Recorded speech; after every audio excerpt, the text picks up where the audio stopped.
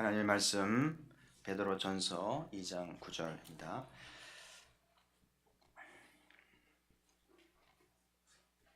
베드로전서 2장 9절 우리 같이 소리 맞춰 읽도록 하죠. 그러나 너희는 택하신 족속이요 왕같은 제사장들이요 거룩한 나라요 그의 소유가 된 백성이니 이는 너희를 어두운 데서 불러내어 그의 기이한 빛에 들어가게 하신 이의 아름다운 덕을 선포하게 하려 하심이라. 아멘.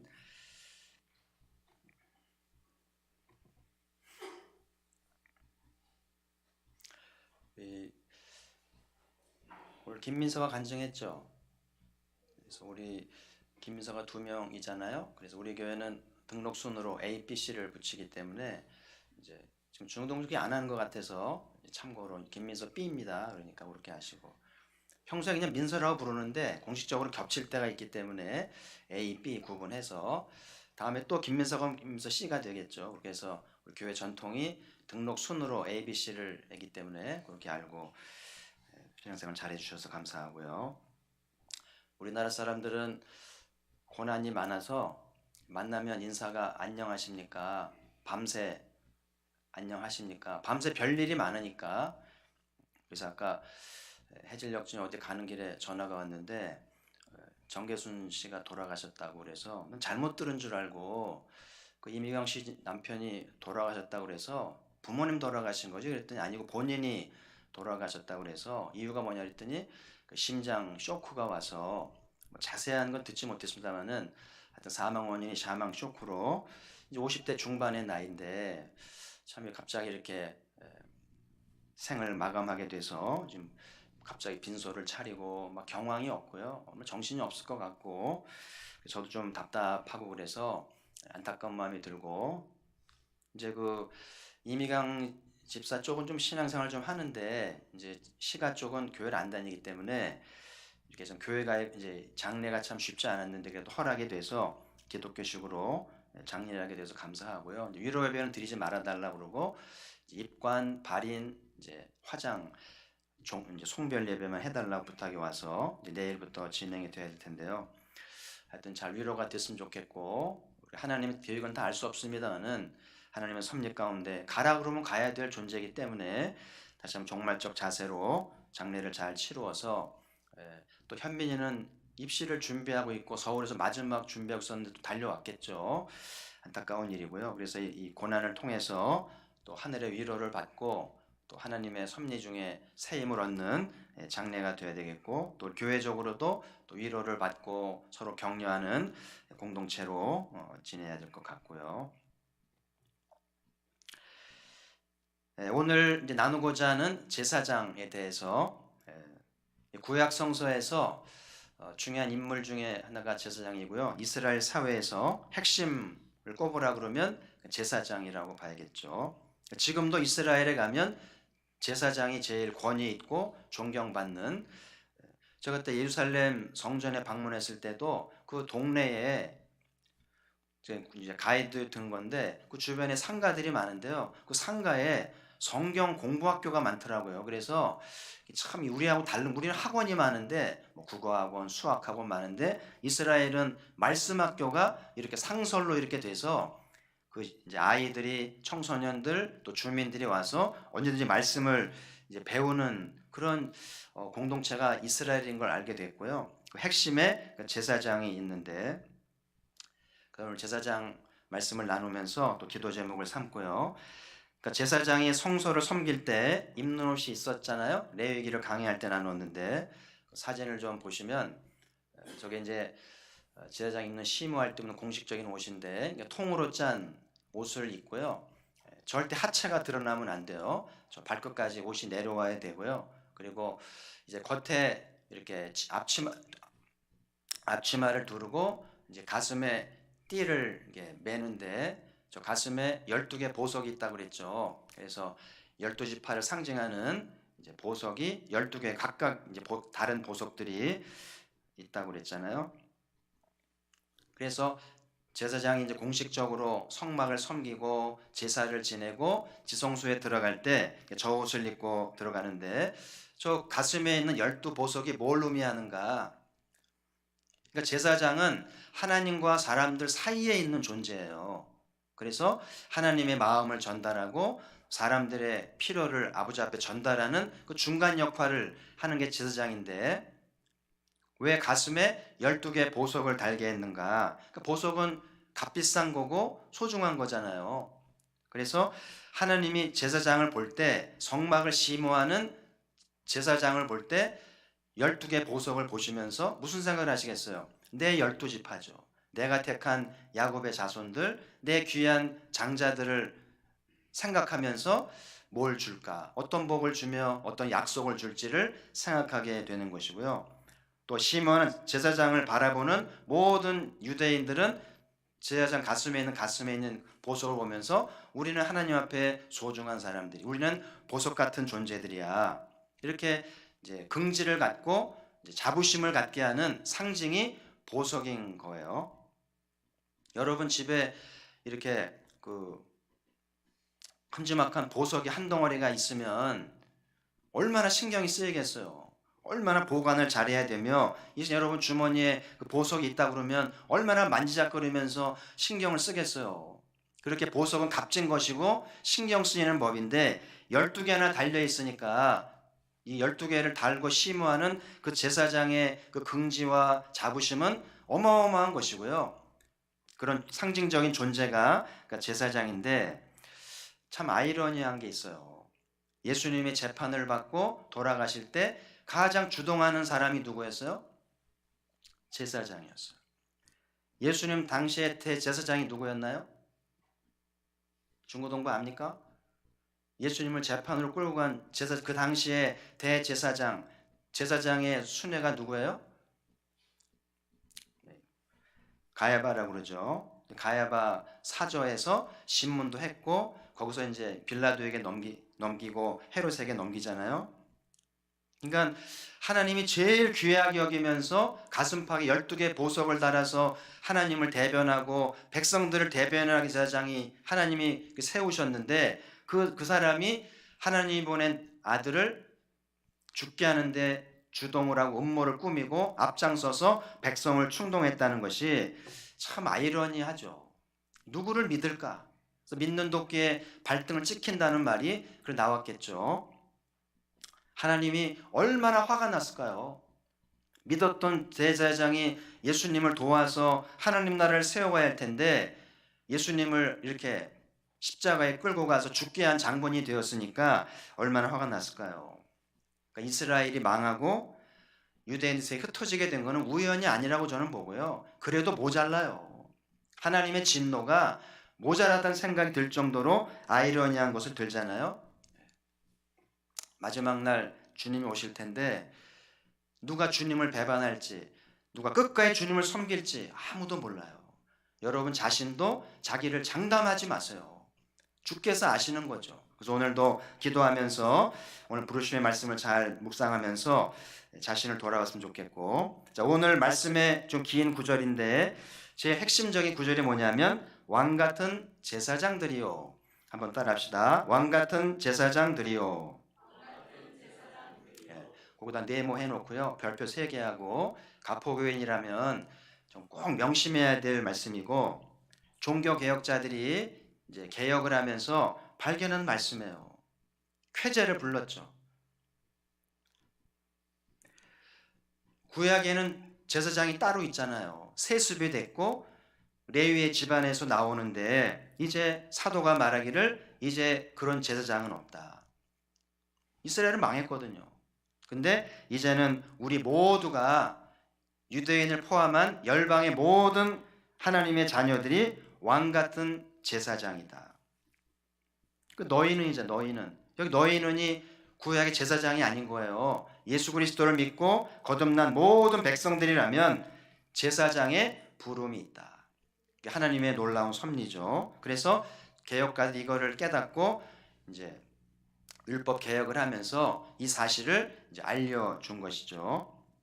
그래서 이제 우리 가포교회도 종교 개혁자들의 후손이고 개신교 신앙이기 때문에 개신교 신앙이라면 개혁자들이 물려주고 사도가 일깨워준 너희는 왕같은 제사장이야. 나는 왕같은 제사장이야.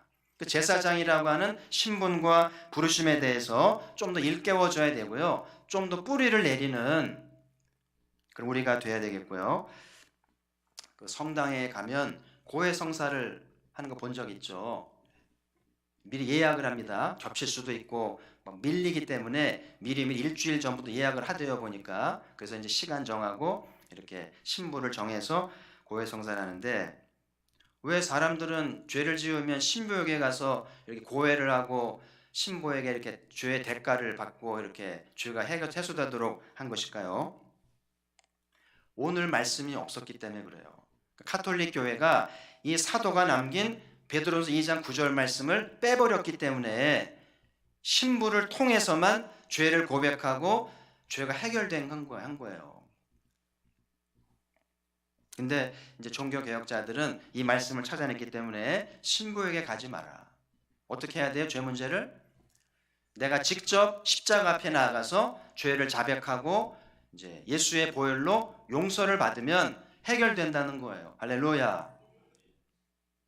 과연 개신교는 각각 십자가 앞에 나와서 자기 죄를 다 자복하고 죄의 값을 지불하고 새 사람이 되고 있는 겁니까? 어쩌면 카톨릭 교회만 못할 수도 있지 않을까 싶어요. 카톨릭 교회는 의무적으로라도 신부에게 가서 부부 문제, 개인의 문제, 사업하다 거짓말한 거, 속인 거 다 고해하거든요. 근데 우리 개신교인들은 각자 가게 돼 있으니까 이게 하고 있는지, 죄 문제가 처리되고 있는지, 그리고 하나님으로부터 죄에 대한 대가를 받고 새 사람 되었는지에 대해서 애매할 수 있다는 생각이 들어서, 그래서 여러분 오늘 우리는 카톨릭과 다르게 이렇게 여러분이 목사에게 나와서 저에게 고해할 필요 없어요. 신부는요, 그 성도들의 별별 얘기들을 바람핀 얘기, 성적 타락, 뭐 정치적인 음모 다 고해받고요, 평생 가져갑니다. 신부는요 정말 힘들겠죠. 다 입에 담고 말하면 안 되니까 무덤까지 가야 돼요. 근데 여러분은 저한테 와서 고해할 필요 없어요. 여러분 각자가 아버지 앞에 오늘 금요기도도 나왔으니까 여러분 각자가 기도 시간에 다 자백하세요. 속이지 말고 적당히 꾸리지 말고 정확하게 깨닫는 대로 죄를 자백하고 예수의 보혈로 씻음 받아서 어떤 정죄감도 어떤 정죄식도 없기를 주의 이름으로 축복합니다.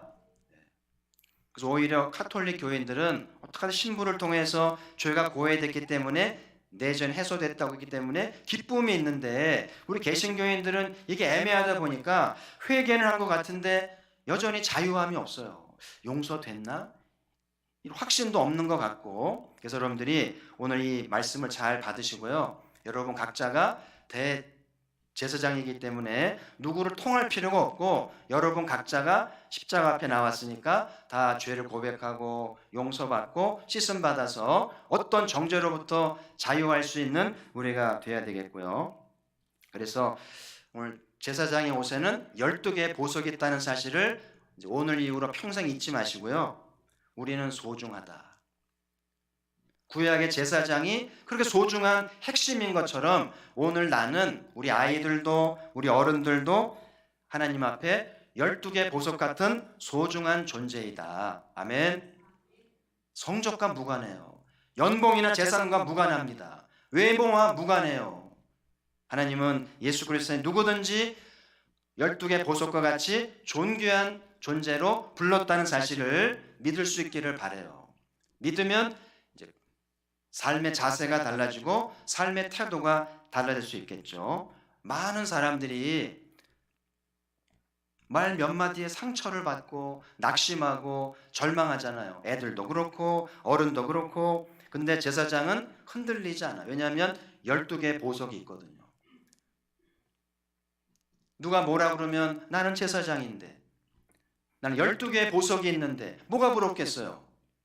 그래서 여러분 오늘 사도들이 남겨주고 개혁가들이 남겨준 우리는 제사장이라는 사실에 깨달음이 있어야 되겠고, 나도 이 제사장의 반열에 세워져 있음을 확신할 수 있는 이 밤 되시길 바라고, 저와 여러분의 기도가 이 한반도를 살리고 열방을 살리는 거룩한 사명이 있음을 기억하면서 긍지를 갖고 기도할 수 있기를 바라고요. 그래서 여러분, 이거 좀 어리석은 질문일 수 있는데, 예수님의 보혈하고 12개 보석하고 어떤 게 더 귀합니까? 하나님이 예수님의 보혈을 주랴 12개 보석을 주랴 그러면 뭘 택해야 되겠어요? 보석을 택하면 안 돼요. 어찌 주의 보혈을 보석과 비교하겠어요? 우리는 제사장 옷도 안 입잖아요. 12개 보석도 없습니다만은 12개 보석보다 더 값진 예수의 보혈이 우리 안에 흐르고 있고, 주의 보혈 덕분에 우리가 부름받은 줄 믿습니다. 그래서 가포교회는 누가 뭐라고 해도 사도의 가르침을 따라서, 개혁가의 정신을 따라서 제사장의 공동체로 부름받은 줄 믿습니다. 교회 여러 직분들은 본질은 아닌 것 같아요. 본질은 제사장인 거예요. 목사도 장로도 권사도 아이들도 모두 거듭난 백성이라면 우리는 제사장이다. 그것도 왕같은 제사장이라고 하는 이 부름을 기억하면서 이 종교개혁자들이 남긴 유산을 귀히 여기면서, 이제 마지막 주간은 또 개혁 주간이기도 하니까 그 때에 맞추어서 이제 제사장의 긍지와 정신을 가지고서 오늘도 담대히 기도하기를 바라고요. 여러분, 사무엘이 어렵게 태어났잖아요. 엄마가 서원을 해서 불임 엄마가 아이를 낳았는데, 그 서원대로 그 아이를 2돌 지나서 3살 때 성전에 바치잖아요. 그래서 그 엘리를 통해서 제사장 수업을 합니다. 어릴 때부터 애기 제사장 옷을 입고 엘리를 통해서 제사를 배우고 성막을 배우고, 그러면서 제사장 수업을 하면서 위대한 하나님의 제사장으로 성장을 하잖아요.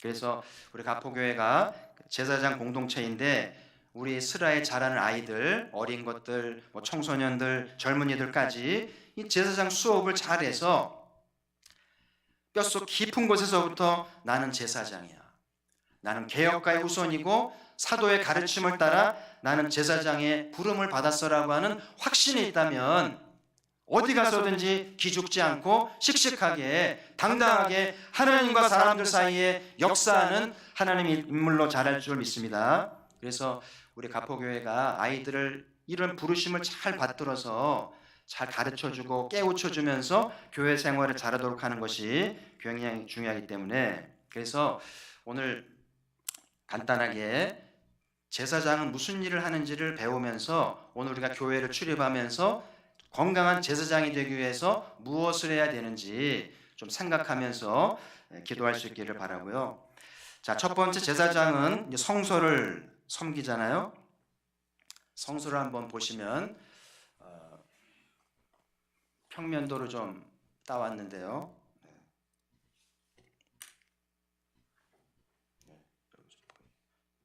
보이나요? 이쪽이 이제 지성소입니다. 맨 이쪽이 바깥쪽이고 이쪽이 안쪽이니까 지성소에 법궤가 있죠. 그리고 여기 성소에 여기 향을 피우는, 기름으로 향을 피우는 이제 잔이 있고요. 그리고 여기 12개의 떡이, 진설병이 있고, 여기 이제 12지파를 이제 7개의 그 금초대가 있고요. 바깥쪽에 물두멍이 있고 놋제단이 있죠. 제사장이 이렇게 섬긴다는 거예요. 제사장이 이렇게 성막을 출입하면서 늘 짐승을 잡아서 저 놋대잔에서 이제 각을 떠서 태워서 이제 주님께 영광을 돌리면서 죄의 문제를 처리하는 그런 시무를 하고요. 그리고 성소에 들어가기 전에 저 물두멍에 늘 손을 씻습니다. 그리고 자료에 보면 이스라엘은 제사장들은요, 씻는데 이골이 난 사람들이 해서 시옷 입기 전에 씻고 또 갈아입을 때 씻고 수시로 씻습니다. 그래서 늘 여호와께 정결을 아주 병적으로 추구하고 있고요. 그러면서 저 성소에 들어갈 때도 저 물두멍에 있는 데서 손을 또 씻어요. 깨끗한 걸 상징하는 거죠. 씻고 성소에 들어가면 저게 이제 중앙에 있는 등불을 켜는데 저게 꺼지면 안 돼요. 여러분, 그 아론의 두 아들이 왜 죽었는지 아시죠? 하나님이 지정한 기름을 쓰지 않고 임의로 썼다가 즉사했어요. 무서운 하나님입니다. 그래서 저 등불이 꺼지지 않도록 늘 노심초사하면서 들여다봐야 되고, 기름 떨어지지 않도록, 꺼지지 않도록 늘 조심해야 되고요. 계시록에 보면 예수님이 촛대를 가지신 이가 가라사대, 예수님이 저 촛대를 주관합니다. 촛대를 옮기면 교회는 망하는 거예요. 초대 7교회가 문 닫았습니다. 촛대가 떠났어요. 무서운 일입니다. 그래서 가포교회도 그림 계속 보여주세요. 네, 그래서 교회도 늘 촛대가 꺼지지 않도록, 기도의 초가 꺼지지 않도록 늘 신경을 써야 되고요. 그리고 12개의 떡 있잖아요. 12지파를 상징하는 떡이, 여러분 저 떡이 며칠이면 상합니까? 중동은 덥잖아요. 그러니까 정확한 날짜는 모르지만 며칠마다 갈아야 돼요. 만약에 상했다, 그럼 제사장은 파면당합니다. 그러니까 늘 들여다보면서 떡이 상하지 않았는지, 싱싱한 떡을 두 줄로 12개를 싸놔야 되는, 저거는 제사장만 먹게 돼 있어요. 근데 놀라운 거는 다윗 시대에 다윗이 부하를 데리고 아비아달께 왔다가 저걸 먹었죠. 제사장만 먹어야 되는 떡인데 제사장이 다윗한테 준 거예요. 예수님이 그 이야기를 하면서 안식일 날 이삭을 비벼 먹은 제자들에 대해서 정죄하지 말라 그러잖아요. 그런 에피소드가 있죠. 그래서 늘 제사장은 싱싱한 떡을 갈아 놓으면서 건강한 이스라엘, 건강한 12지파를 늘 상징하도록 저 초와 이제 떡을 해놓게 돼 있고요. 그리고 이제 1년에 한 번씩 저 안쪽 법궤가 있는 지성소에 7월 달에 1년에 한 번밖에 못 들어가요. 대제사장만 대표로 저기 들어가서 이제 여호와의 은총을 받고 말씀을 받고 죄사함의 은총을 받는 거룩한 일을 하게 되는데, 저게 제사장이 첫 번째로 해야 할 기본적인 사역이에요. 그래서 오늘날 우리가 교회를 섬긴다고 하는 것, 교회에 많은 사역이 있고 많은 직분이 있습니다만은 교회 본질적인 직분은 저거예요. 그래서 제사를 바르게 지내야 되고, 공동체가 건강하고 깨끗해야 되겠고, 기도의 촛불이 꺼지지 않도록 건강한 공동체가 되도록, 그리고 여호와 임재 앞에 나가서 죄사함의 은총을 받고 말씀을 받는 것이 굉장히 중요한 사명인 것을 이제 깨닫게 되고요. 제가 청년 때 저희 목사님한테 성소를 배우면서 그때 깨달은 말씀이 그거예요. 성소에는 의자가 없다. 의자가 없더라고요. 그게 무슨 말일까? 그 목사님은 교회 와서 앉아 있지 마라. 다리가 아파도 교회 와서 심호할 때는 서 있으라고 가르치더라고요. 그러면서 당신도 목회를 배우면서 늘 다리가 아플 정도로 서서 했다는 얘기를 하시면서 그때 굉장히 젊은 나이 때 교훈을 받았어요. 아, 성소에서는 의자가 없다는 거는 앉아 있지 말고 게으르지 말고 부지런하게 섬기라는 것이라는 것을 그때 배우게 됐는데, 그래서 여러분 교회 오시면 앉아 있으려고 그러지 말고 뭔가 서서 주를 섬기는 것이 제사장의 부르심이 있다는 사실을 기억하면서, 오늘의 놋제단은 뭔지, 오늘의 물두멍은 뭔지, 오늘의 성소에 있을 것들은 뭔지, 지성소는 뭔지, 이런 것들을 잘 배우면서 그래야 제사장의 사명을 잘 수행하게 되는 거잖아요. 구약은 지나간 일이 아닌 거예요. 예수 그리스도 안에서 다 재해석해서 우리 걸로 받아들여서 교회를 건강하게 세워가야 된다는 사실을 꼭 명심하면서, 그래서 교회를 잘 섬기는 우리가 되어야 되겠고요. 자, 두 번째 제사장이 하는 일은 말씀을 가르치는 일인데요. 최고의 이제 책이 말씀 아니겠어요?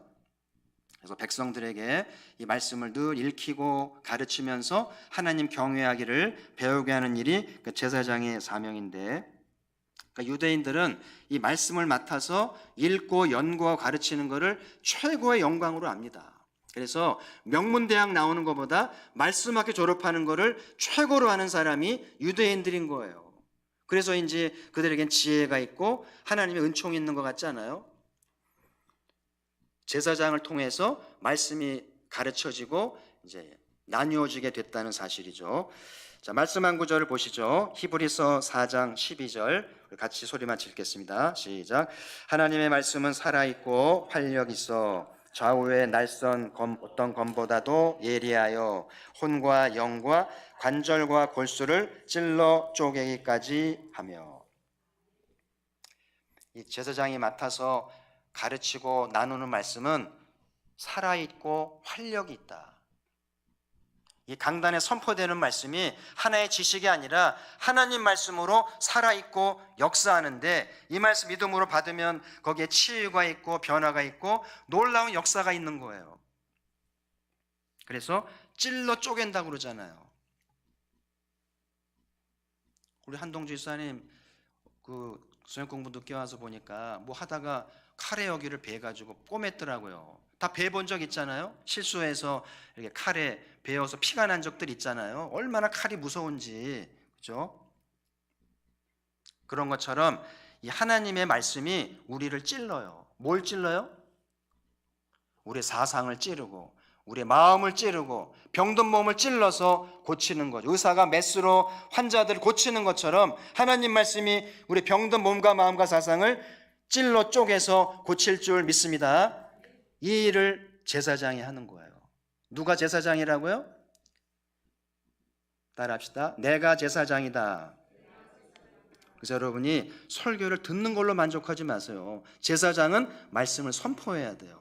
말씀을 나누시고 선포하고 이렇게 해서 내가 나눈 말씀이 찔리고 쪼개서 역사하고 변화하도록 할 사명이 우리에게 있는 거예요.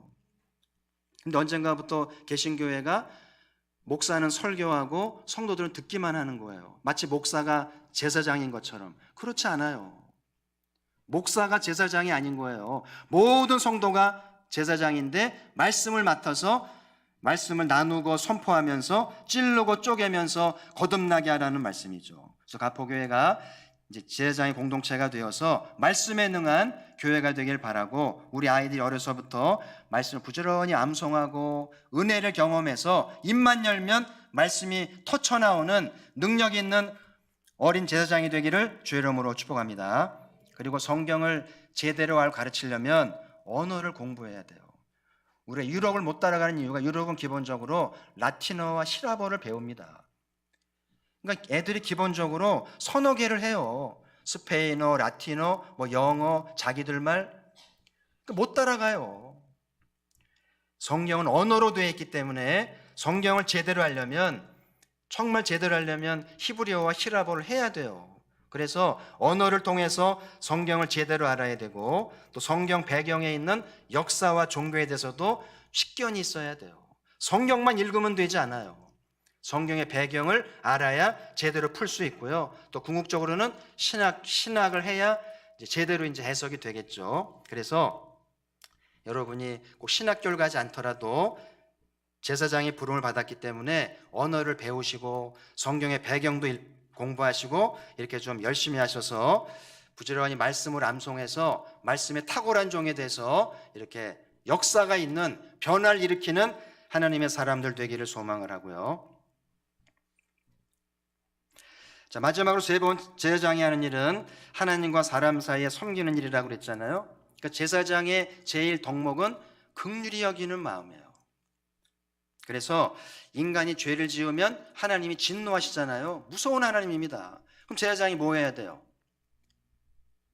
백성들의 죄를 안고 아버지 앞에 가서 하나님 불쌍히 여겨주세요. 우리가 부족합니다. 모르고 죄를 졌어요. 회개하니까 용서해 주시고 진노 중에라도 불쌍히 여겨달라고 기도하면 하나님이 감면해 주시고 불쌍히 여겨주시는 거죠. 그러니까 제사장이 있는 것과 없는 것은 너무나 달라요. 그래서 여러분이 누군가의 사이에서 이 기도를 해야만 되는 부르심이 있다는 것을 꼭 기억하시기를 바라고요. 오늘 가포교회의 기도가 이 신마산 이웃들과 하나님 사이에 얼마나 중요한지 몰라요. 어쩌면 하나님이 신마산에 크게 진노하고 있는데 교회가 제사장의 마음으로 간절히 기도하면 하나님이 신마산에 긍휼을 베풀게 될 줄 주의 이름으로 축복합니다. 그리고 백성들이 힘든 일을 당하고 어려운 일을 당하면 제사장이 뭐 하면 좋겠어요? 아버지 앞에 나가서 하나님 이런 일로 힘듭니다. 이런 걸 도와달라고 청탁하면 하나님이 들으시고 응답해 주시고 피할 길을 주신다는 것이죠. 그 제사장이 중요한 거예요. 제사장이 제대로 심호하느냐 안 하냐에 따라서 하나님의 진노와 응답이 차이가 나는 거예요. 우리 가포교회가 제사장 공동체가 되어서 하나님의 긍휼도 낳고 응답도 낳는 놀라운 은혜가 있기를 주의 이름으로 축복합니다. 제사장을 대표하는 사람이 대제사장인데 우리의 진정한 대제사장은 누구예요? 예수 그리스도죠. 자, 히브리서 4장 15절을 같이 읽죠. 시작. 우리에게 있는 대제사장은 우리의 연약함을 동정하지 못하실 리가 아니요 모든 일에 우리와 똑같이 시험을 받으신 이로되 죄는 없으시니라. 구약의 대제사장하고 예수님은 차원이 다르죠. 예수님은 단번에 인류의 과거 현재 미래 모든 죄를 용서하실 만큼 강력하신 분이잖아요. 그분이 우리의 대장이시다. 우리는 제사장이고 예수님은 대제사장. 우리 누구를 따라야 되겠어요? 그래서 여러분, 중보라는 말은 조심히 써야 돼요. 하나님과 사람 사이에 진정한 중보는 한 분이에요. 그 예수님의 고유명사가 중보자입니다. 그래서 여러분, 중보자라는 말은 절대 쓰면 안 돼요. 중보자는 예수님의 고유명사예요. 아시겠죠? 중보한다는 말은 조금 쓸 수는 있는데 이거 조심스러워야 돼요. 우리가 정확한 말은 예수님의 중보에 참여한다. 예수님이 지금 우리를 위해서 중보하시는데 주님을 따라서 참여한다고 말하는 것이 이제 정확하다고 봐야 되겠죠. 그래서 오늘 이 시간도 하나님, 예수님께서 하나님과 우리 사이에 중보하시잖아요. 놀라운 일입니다. 예수님의 중보 덕분에 우리가 망하지 않는 것 같아요. 아주 진멸되지는 않겠죠. 예수님 덕분에. 그래서 우리도 그걸 깨닫고 예수님의 중보에 좀 끼어서 도와드리고 거들면서 참여하게 되면 주님이 얼마나 기뻐하시면서 기도에 기름 부으심을 주실까 생각을 하게 돼요. 예수님도 불쌍히 여기셨잖아요. 그래서 예수님의 모든 사역, 모든 치유의 근본은 불쌍히 여기는 마음에서부터 우러나온 거죠. 저와 여러분이 제사장의 사명을 잘 섬기려면 이 불쌍히 여기는 마음으로 섬기는 것들이 굉장히 중요하고요. 그래서 이제 긍휼한 마음을 가지고 아버지의 마음은 뭔지, 아버지의 생각은 뭔지를 잘 알고 대변해야 되고요. 또 백성들의 필요와 아픔은 뭔지를 알고 아버지 앞에 간구해서 긍휼을 낳는 우리가 될 수 있다면 얼마나 멋진 일이겠어요.